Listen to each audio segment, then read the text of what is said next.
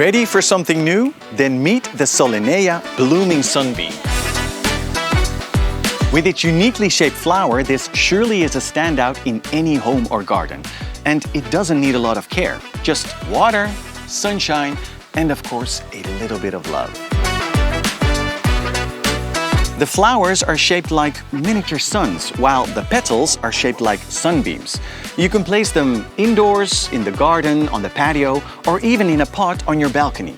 But be advised, the Sollinea doesn't like the cold, so make sure to place them indoors when it becomes colder than 5 degrees Celsius. That way, you can enjoy the Sollinea and the joy that it brings for a longer period of time.